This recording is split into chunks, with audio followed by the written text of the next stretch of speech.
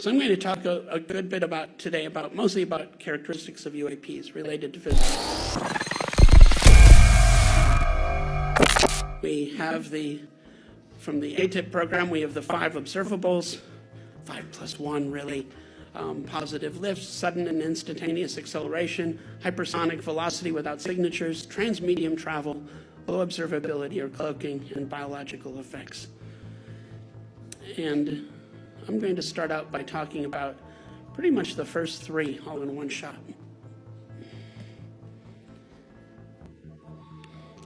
And Gary mentioned the first paper that I wrote on this. I was interested in looking at some of these new cases, especially the Nimitz encounter.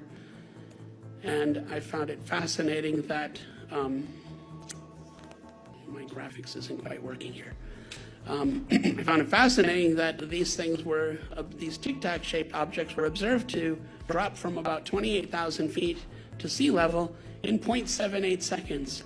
That is crazy and really anomalous. How anomalous? Do the math, do the calculations. This is actually, I've criticized other physicists who've said, well, the analysis was rather simple. And my response to this was like, yes, you should have done it. Your students could have done it. And in fact, there was a class in Georgia, a high school class in Georgia, high school physics class that used this paper as an example on how you can make estimates of kinematics. So if you look at this, you can estimate the minimum acceleration, which comes about from the object would have accelerated halfway and then decelerated the other half of the way. That gives you a lower bound for the acceleration, which comes out to be around 5,000 Gs, 5,000 times the acceleration of gravity. No, people aren't going to survive this. Most equipment won't survive this. An F-35's wings will rip off at about 13 Gs. So 5,000 Gs is really anomalous. We estimated the power, and of course to do this you need to know the mass. We don't know the mass. These things were estimated to be about the size of an F-18, and an F-18 is around 10,000 kilograms of mass. We decided let's take a much lower bound, let's take 1/10 of that. So we just assuming that this was maybe 1/10 of the mass of an F-18, you come out to a power that you can't read under there easily of 1,100 gigawatts of power.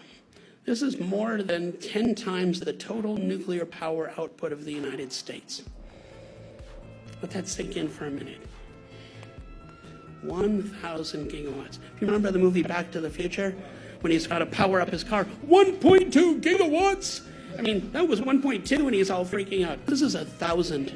This is one craft the size of an F-18. How does this happen? We don't know. This is where the anomaly is. So something very strange is going on.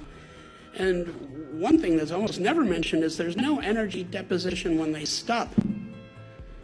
This thing drops from 28,000 feet to sea level, getting up to about 42,000 miles an hour in the middle, and then stops. Where did all that energy go?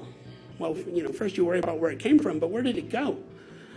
Energy doesn't just disappear. When this thing comes to a stop, there ought to have been an explosion. And given the amount of power that it took, you can estimate how big that would have been. It should have been an explosion with about the same amount of energy as 250 Tomahawk cruise missiles simultaneously blowing. That's what should have happened. It didn't. What's going on? We don't know. But I treat these all as clues. These are clues to be used to figure out how these things work.